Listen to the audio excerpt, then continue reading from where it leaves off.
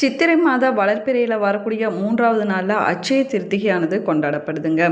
இந்த அட்சய திருத்திகை நாள் வளர்ச்சி மற்றும் பெருக்கத்தை தரக்கூடிய அற்புதமான நாளாகும்.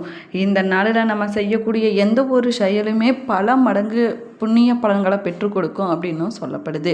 அதனால தான் அன்றைய நாளில் மந்திர ஜபம் செய்வது, தானம் கொடுப்பது, ஹோமங்கள் செய்வது, சுப காரியங்களை தொடங்குவதற்கு ஏற்ற நாளாக இந்த அட்சய திருத்திகை நாளானது சொல்லப்படுதுங்க.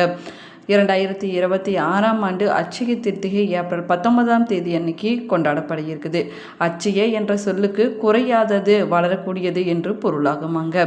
இந்த ஆண்டு வந்திருக்கக்கூடிய அட்சய திருத்திகை நாளில் குபேரனுடைய ஆசியை பெற்ற 4 ராசிக்காரர்கள் யார்? அட்சய திருத்திகை நாளில் தங்கத்திற்கு பதிலாக வேறு என்ன பொருட்கள் வாங்கினா லக்ஷ்மி கடாட்சகம் உண்டாகும் என்பதை பற்றி இந்த பதிவில் நம்ம விரிவாக பார்க்க போகிறோம். வீடியோவை ஸ்கிப் பண்ணாமல் முழுசாக பாருங்கள். நம்ம சேனலை இப்போ தான் ஃபர்ஸ்ட் டைம் பார்த்துட்டுக்கிறீங்க அப்படின்னா நம்ம சேனலை சப்ஸ்கிரைப் பண்ணலன்னா சப்ஸ்கிரைப் பண்ணிக்கோங்க. கூடவே இருக்கிற பெல் ஐக்கானையும் ப்ரெஸ் பண்ணிக்கோங்க. இன்றைக்கி இருக்கிற காலகட்டத்தில் பார்த்திங்கன்னா கருங்காலி மாலையை பற்றி யாருமே தெரியாதவங்க இருக்கவே முடியாதுங்க. கருங்காலி மாலையை நிறைய பேர் பிரேஸ்லெட்டாகவும் மாலையாகவும் ஜபமாலையாகவும் பயன்படுத்திட்டு வராங்க. இந்த வீடியோவுக்கு கீழே டிஸ்கிரிப்ஷனில் வாட்ஸ்அப் நம்பர் கொடுத்துக்கிறேன். உங்களுக்கும் கருங்காலி மாலை வேணும் அப்படின்னா இந்த எண்ணுக்கு தொடர்பு கொண்டு பேசி பாருங்கள். 2026ஆம் ஆண்டுக்கான அட்சய திருத்திகை ஏப்ரல் 19ஆம் தேதி அன்னைக்கு கொண்டாடப்பட இருக்குதுங்க. அட்சய என்ற சொல்லுக்கு குறையாதது மற்றும் வளரக்கூடியது என்று பொருளாகுமாங்க. இந்த நாளில் தொடங்கக்கூடிய காரியங்கள் மற்றும் வாங்கக்கூடிய பொருட்கள் பார்த்திங்கன்னா பல மடங்கு பெருகும் அப்படின்னு நம்பிக்கையாக சொல்லப்பட்டு வருதுங்க. அட்சய திருத்திகை நாளில் தங்கம் வாங்கினோம்னா அந்த வீட்டில் செல்வம் பெருகி கொண்டே இருக்கும் அப்படின்னு ஐதீகமாக சொல்லப்படுதுங்க. அதனால தான் அட்சய திருத்திகை நாளில் தங்க விற்பனையானது களை கட்டுதுங்க. இந்த வருஷம் அட்சய திருத்திகையின் போது மேஷத்தில் சூரியனும் ரிஷபத்தில் சந்திரனும் பலம் வரக்கூடிய நிலையில் இந்த 4 ராசிக்காரர்களுக்கு அதிர்ஷ்ட மழையானது பொழிய போகுதுங்க. அந்த ராசிக்காரர்கள் யார் அப்படின்னு பார்க்கலாம் வாங்க. 12 ராசியில் முதலாவதாக வரக்கூடிய ராசி மேச ராசியாகும். இந்த மேச ராசிக்காரங்களுக்கு 2026ஆம் ஆண்டு நிகழக்கூடிய அட்சய கிருத்திகை நாளில் அற்புதமான நல்ல பலன்களானது கிடைக்க போகுதுங்க. ஏப்ரல் 19ஆம் தேதிக்கு பிறகு இவர்களுக்கு தன்னம்பிக்கையும் தைரியமும் அதிகரிக்கக்கூடிய நேரமாகவும் அமைஞ்சிருக்குது. நீங்கள் செஞ்சுட்டு வரக்கூடிய வேலையில் பதவி உயர்வானது உங்களை தேடி வரக்கூடிய யோகமான காலகட்டமாகவும் அமைஞ்சிருக்குதுங்க. அதே போல் புதிய பொறுப்புகளானது உங்களை தேடி வந்து சேரக்கூடிய அற்புதமான காலகட்டமாகும். தொழில் செஞ்சுட்டு வரக்கூடியவங்களுக்கு உங்களுடைய தொழிலை விரிவுபடுத்த இந்த காலகட்டம் ரொம்பவே நல்லதாக அமைஞ்சிருக்குதுங்க. பொருளாதார ரீதியாக உங்களுக்கு பண வரவானது அதிகரிக்கக்கூடிய அற்புதமான காலகட்டமாகவும் அமைஞ்சிருக்குது. இந்த மேச ராசிக்காரங்க இந்த காலகட்டத்தில் தொட்டதெல்லாம் பொன்னாகக்கூடிய நேரமாகவும் அமைஞ்சிருக்குதுங்க. 12 ராசியில் 2வதாக வரக்கூடிய ராசி ரிஷப ராசியாகுங்க. உங்களுடைய ராசியில் சந்திரன் உச்சம் பெற்றிருப்பதனாலும் சுக்கிரனுடைய ஆதிக்கம் இருப்பதனாலும் இந்த அட்சய திருத்திகை நாள் உங்களுக்கு சிறப்பான நாளாக அமைய போகுதுங்க. உங்களுடைய நிதி நிலைமையில் நல்ல ஒரு முன்னேற்றமானது ஏற்பட போகுது.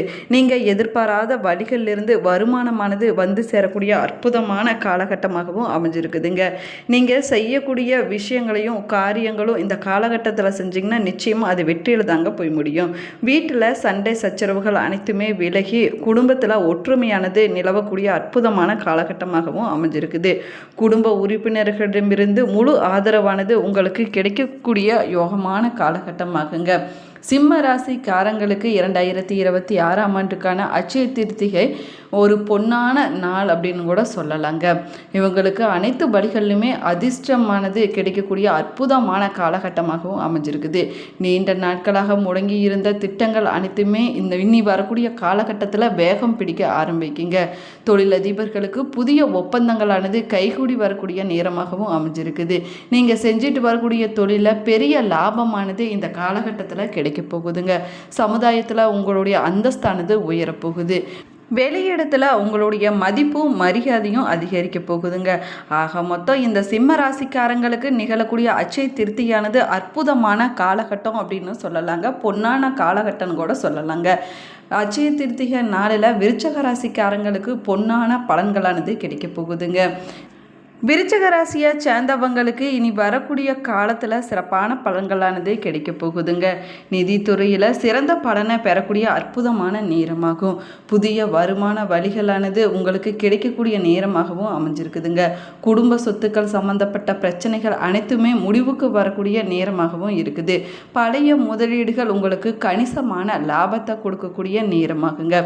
அதே போல் வெளிநாடு செல்ல திட்டமிட்டு இருக்கக்கூடியவங்களுக்கு இனி வரக்கூடிய காலகட்டத்தில் நல்ல வாய்ப்பானது கிடைக்க போகுதுங்க. வெளியூர் வெளிநாடு செல்லக்கூடிய யோகமான காலகட்டமாகவும் அமைஞ்சிருக்குது. ரொம்பவே முக்கியமானதாக சொல்லக்கூடியது பார்த்திங்கன்னா கடன் சுமைகள், அதாவது இது வரைக்கும் இருந்துட்டு வந்த கடன் பிரச்சனைகள் கடன் சுமைகள் அனைத்துமே குறையக்கூடிய யோகமான காலகட்டமாகுங்க. நீங்களே எதிர்பார்க்காத வழிகளிலிருந்து உங்களுக்கு வருமானமானது வர தொடங்கக்கூடிய அற்புதமான காலகட்டமாகவும் அமைஞ்சிருக்குதுங்க. ஆக மொத்தம் இந்த விருச்சிக ராசிக்காரங்களுக்கு இனி வரக்கூடிய காலகட்டம் ஜாக்பாட் காலகட்டம் அப்படின்னு கூட சொல்லலாங்க. அட்சய திருத்திகை நாள் அப்படிங்கிறது பெருக்கத்திற்குரிய நாளாகுங்க. இந்த நாளில் எந்த ஒரு பொருள் வாங்கினாலும் என்ன நம்ம செஞ்சாலும் சரி அது பல மடங்காக பெருகும் அப்படின்னு நம்பிக்கையாக சொல்லப்படுது. அதனால தான் இந்த நாளில் தங்கம் வெள்ளி நகைகள் போன்ற விலை உயர்ந்த நகைகளை வாங்கலாம். சொத்துக்களை வாங்குவது புதிய முதலீடுகள் செய்வது சிறப்பான பலன்களை பெற்றுக் கொடுக்குங்க. அதே போல் புதிய வாகனங்களை அன்றைய நாளில் வாங்குவது சிறப்பானதாகும். புதிய தொழிலை தொடங்குவது, மந்திர ஜபம் செய்வது, தானங்கள் செய்வது, யாகம் செய்வது நிறைய பேத்தோட வழக்கமாகவே இருந்துட்டு வருதுங்க. ஆனால் எல்லோராலையுமே தங்கம் வெள்ளி மற்றும் விலை உயர்ந்த பொருட்களை வாங்க முடியறது இல்லைங்க. அதே போல் புதிய வாகனங்கள் சொத்துக்களை வாங்க முடியாத சூழ்நிலையும் கூட உருவாகுங்க. இதனால் தங்கத்திற்கு இணையான பலன் தரக்கூடிய சில மங்கள பொருட்களை நம்முடைய வீட்டில் வாங்கி வச்சோம்னா அட்சய திருத்திகை நாளில் மகாலட்சுமிக்கு படைத்து வழிபட்டோம்னா மகாலட்சுமியுடைய அருளால் வீட்டில் எப்பொழுதுமே லட்சுமி கடாட்சகமானது நெறிந்திருக்குங்க. இந்த நாளில் லட்சுமியுடைய அருளால் வீட்டில் குறையில்லாத செல்வமானது கிடைக்கும் அப்படின்னு சொல்லப்படுதுங்க. அட்சய திருத்திகை நாளில் கடுகு வாங்குவது தங்கம் மற்றும் வெள்ளிக்கு சமமான மங்களகரமான பொருளாகவும் சொல்லப்படுதுங்க. அதே போல் பார்த்திங்கன்னா சமையலுக்கு தேவையான பாத்திரங்களை வாங்கினோம்னா செல்வம் பெருகி கொண்டே இருக்கும் அப்படின்னும் சொல்லப்படுது.